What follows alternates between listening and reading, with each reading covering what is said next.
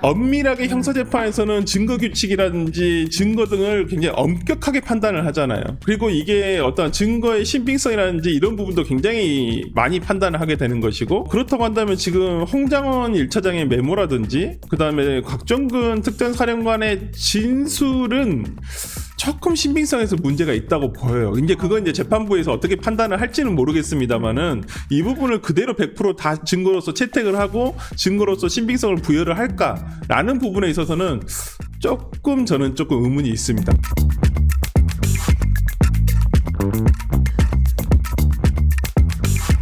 내란 우두머리 혐의죠. 윤 전 대통령에 대한 첫 공판 이제 변론기일이죠. 그동안 준비기일이었고요. 변론기일이 10시에 아마 이제 출석을 하셨을 거예요. 그렇죠? 지하를 통해서. 지하 통로로 갔었으니까. 예. 오늘 진행될 형사 재판의 주요 쟁점이 뭐가 될까요? 그러니까 오늘 아마 이제 뭐 인정신문을 할 것이고, 첫 번째니까 뭐 윤석열 대통령에 대해서 인정신문, 그 다음에 이제 검찰에서는 공소 요지를 얘기를 하겠죠. 그러면 이건 그냥 거의 아시다시피, 변호사님도 잘 아시다시피 보통 이런 재판 같은 경우는 거의 약식으로 안 하잖아요. 대부분 딱 정식 절차대로 다 하기 때문에 아마 시간이 오늘 거의 하루 뭐 온종일 잡아먹지 않을까. 요지 읽는데 30분이겠죠. 요지 읽는 데만도 저도 한 30분 이상 걸릴 거라고 생각을 하고요.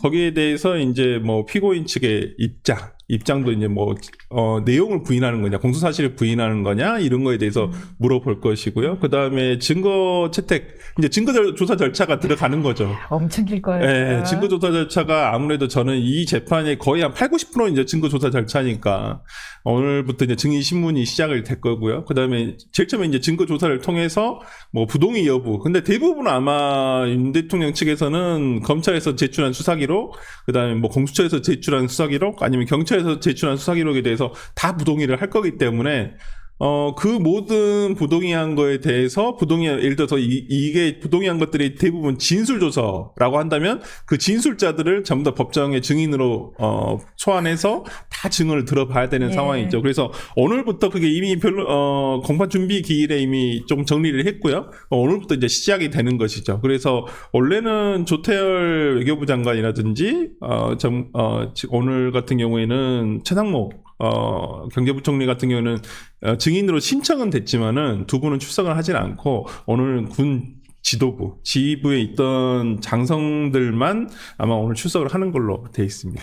말씀을 들으니까 그 많은 증인 신문들이 결국 부동에 대해서 이루어질 걸 생각을 하니까 그래서 탄핵 심판에서 국회 측이 탄핵의 형사죄 성립 여부는 빼겠다고 했겠구나. 시간이 한도 끝도 없이 걸릴 테니까요. 솔직히 시간 많이 걸릴 거예요.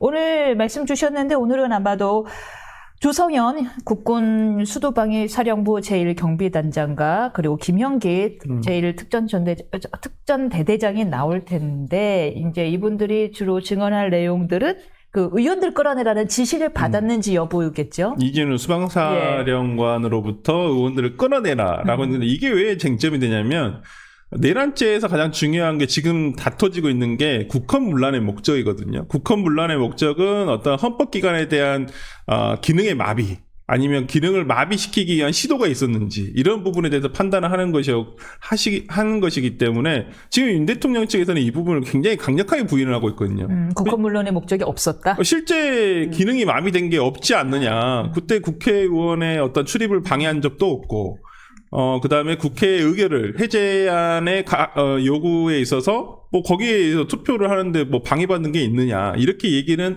하고 있습니다만은 실제 출입을 방해했냐 여부는 일시적으로 방해도 있었고 그 다음에 그냥 통과된 경우도 있었고 그래서 그건 좀 지휘부에서의 어떤 혼란 때문에 그런 거일 수도 있고요. 그래서 이 부분과 관련해가지고 했던 윤 대통령 측에서 상당히 많이 다투지 않을까라는 생각을 합니다. 지금 뭐 윤 대통령 측에서는 의원을 끌어내라는 얘기를 한 적이 없다라고 분명히 얘기를 했기 때문에 이 부분과 관련해서 이제 재판부에서는 그 지휘를 받았던 사람들, 특히나 곽정근 특전사령관 같은 경우에는 그 당시에 어떤 증언 내용을 보면 본인이 어떤 그 무선을 다 오픈을 했다고 그래요. 공개된 상태에서 자기 말고도 그다음 다른 부하들도 이 대통령의 육성 또는 김용현 국방부 장관으로부터의 지시를 같이 들었다라고 하고 있기 때문에 만약에 곽정근 특전사령관의 어떤 진술을 만약에 윤 대통령 측에서 부인을 하게 된다면 그 같이 들었다고 하는 당시의 지휘부 또는 뭐 현장 출동 부대원 뭐 이런 사람들까지도 아마 증인으로 신청이 되지 않을까라는 생각을 해봅니다. 근데 헌재에서 같은 주장을 윤 대통령 측에서 했는데 뭐 사실상 배척을 당했어요. 근데 예. 헌법재판소의 결정문을 보면 내란죄에 대해서는 판단하지 않았어요. 사실상 그래서 내란죄 부분은 이게 논란의 여지가 있잖아요. 왜냐하면 철회를 했다라고 했는데 이것을 헌법재판소에서 판단을 해버린다고 한다면 오히려 형사재판에 영향을 미칠 수가 있잖아요. 그렇기 때문에 헌법재판 결정문을 자세히 한번 보시면 내란죄 여부에 대해서는 그렇게 판단하지 않았어요. 그냥 내란 행위, 비상계엄 선포 행위에 대한 위헌 위법성에 대해서만 판단을 주로 했기 때문에 뭐 내란죄 여부는 이게 논란의 여지가 될 걸 충분히 알고 있었고 그렇기 때문에 저는 헌법재판소에서는 거의 판단이 되지 않았다. 그리고 이 부분과 관련해서는 내란죄 같은 경우에는 이제 그 형사재판에서 가려질 수가 있는데. 그러니까 저는 이 정치대학에서 여상원 변호사님, 이제 저도 그 부분을 참 듣고 상당히 좀, 다시 생각을 하게 된 계기가 되기도 했었는데, 저는 여상원 변호사님의 제일 처음에 어떤 예측도, 저는 일리가 있다고 봐요.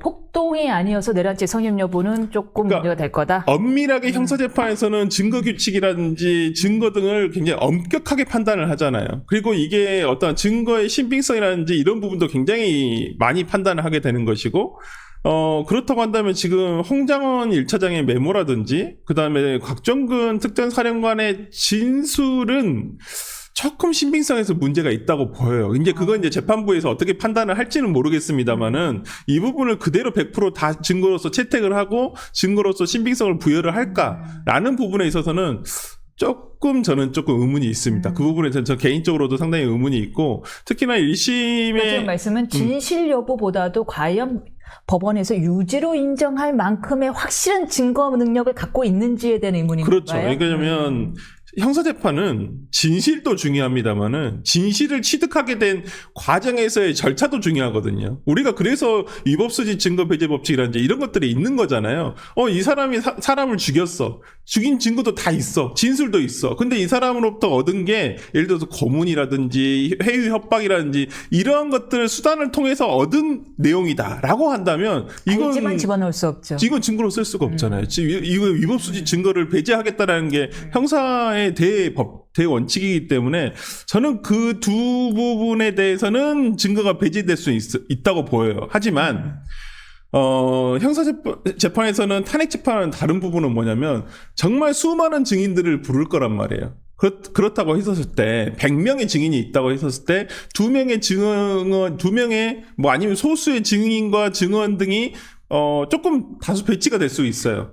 검사의 측 증인이랑? 그렇죠. 검찰 측 증인이라든지 변호인 측 증인, 피고인 측 증인이라든지 조금 다를 수가 있겠죠. 증언이 배치가 되는 경우에는 재판장이 판단을 하는 것이거든요. 본인이 그 부분에서 어느 쪽의 진술이라든지 증거 등이 더 신빙성이 있다 없다를 판단해서 아마 취합해서 판단하지 않을까라는 생각을 하는데 하여튼 뭐 탄핵 재판보다는 저는 형사재판에서는 훨씬 더 증거법칙에 대한 것들이 엄격하게 이루어질 것이고 광범위하게 이루어질 거라고 생각을 하기 때문에 이 부분과 관련해서는 내란죄가 뭐 성립이 100%다. 이렇게는 아직은 말씀드릴 단계는 아니다. 우리가 아직 재판은 아직 시작도 안 했으니까. 안 그래도 지금 이게 이제 형사 25부에서 진행이 되고 지기현 부장판사의 네. 합의부잖아요. 그때 이 구속 취소도 정확하게 예측을 하셨는데 이 지기현 부장판사 형사 25부가 좀 절차법에 대해서 엄격하게 보는 면이 있어요. 좀 그런 면도 있고 그래서 지금 공판준비기일에서도 이 증거법 그러면 위수증 법칙이 있잖아요. 왜냐하면 공수처에서 수사된 기록은 배제를 해야 된다. 지금 뭐 그런 내용을 계속 얘기를 하고 있잖아요. 만약에 지금 지기현 판사가 구속 취소 결정을 내렸을 때처럼 내란죄에 대한 수사권이 공수처에 없다라고 해버린다면 이건 애초에 그냥 공소 기각 판결을 해야 되는 사건이거든요. 근데 처음부터 그렇게 배제하지는 않겠다 그랬어요. 그러니까 증거 배제에 대한 것들은 전부 다 변론이 다 끝난 다음에 본인이 판단하겠다고 했거든요. 그건 저는 어떻게 판단하냐면 지기현 부장판사도 아직까지 이 수사의 전체적인 증거 기록을 확인하지 못했을 수도 있다. 그리고 앞으로 피고인 측, 그 다음에 검찰 측에서 더 제출할 증거도 있기 때문에, 구속 취소 단계처럼 지금 판단하기는 좀 섣부르다고 생각을 한 것 같아요. 증거도 마찬가지고. 그래서 아까도 말씀드렸다시피 모든 증거를 예를 들어서 그러니까 공수처 수사 기록을 없앤다 손 치더라도 다른 증거들도 있을 수 있거든요. 우리가 모르는. 그러니까 솔직히 변호사님도 잘 아시겠지만은 기록을 보지 않은 사람이 이 재판에 대해서 얘기하는 게 되게 좀 난감한 게, 그러니까 일반인 분들은 그냥 뭐 언론 기사를 보고 얘기를 할 수 있겠지만은 솔직히 법조인들은 기록을 본 사람이 제일 잘 알잖아요. 그래서 저도 이렇게 참 어디 방송 가서 얘기하기가 섣부르다면서도 얘기는 합니다만은 조금 그러니까 내가 예상과는 다른 판결이 났을 때는 이건 기록을 본 사람이 더 정확하게 안다. 우리가 모르는 기록의 어떤 이면들이 다 있거든요. 그렇기 때문에 저는 이제 그렇게 판단을 하고 뭐 아직까지도 지기현 부장판사는 어떤 증거에 대해서 어떤 선입견을 가지고 생각하고 있지는 않다라고 생각은 해요. 근데 다른 말이긴 한데 그냥 가벼운 얘기인데 현실적으로 만약 재판을 이렇게 막 매주 2번씩 집중 심리를 했다고 쳐보자고요. 그래도 1년이 넘어야 겨우 이제 결론 낼까 말까인데 그리고서 공소기각. 그렇죠. 검찰이 그러니까 가만히 있겠어요? 그렇게 해놓고 공소기각 하는 건 조금 저는 좀 무리다라는 생각도 들어서, 그러니까 저도 아직까지는 지기현 부장판사가 공수처의 수사권은 배제했어요. 그건 좀 본인으로서는 좀 의문이 있다라고 분명히 얘기를 한 부분이 있지만은 의문이 있다겠지 없다라고 얘기는 안 했거든요. 그래서 그런 부분과 관련해가지고는 앞으로 조금 더 재판을 좀 지켜봐야 되지 않을까라는 생각을 하고, 이게 아마 이 재판이 1심이 아마 9월로 거의 마무리가 지금 예정은 돼 있는 걸로 알고 있거든요. 일단 그 판사, 제가 알기로는 그랬습니다. 근데 9월 중으로 끝내겠다라고 일단은 얘기를 했는데 아마 이제 그건 중간에 구속을 전제로 했던 거 아닌가요? 그렇기도 하죠. 그렇기 때문에 이제는 불구속 재판이 됐기 때문에 그리고 이제 윤 대통령 측에서도 상당히 많은 증인들을 신청할 것 같아요. 그때 헌재 때 못한 거 다 하겠죠. 네, 아마 할 것 같고, 이런 부분과 관련해가지고 이제 재판부에서 저는 거의 받아들여 주거든요. 형사재판에서는 아주 의미가 없는 한은 정말 이상하게 길 가는 사람은 데려와서 증인시키겠다 이 정도가 아니면, 이 사건과 어느 정도 연루가 돼 있다고 한다면 대부분 증인을 받아들여지는 것들이 대부분이라서. 심지어 받아주더라고요, 길 가는 사람들. 진짜 저 갑자기 증인 소환장이 온 거예요. 네?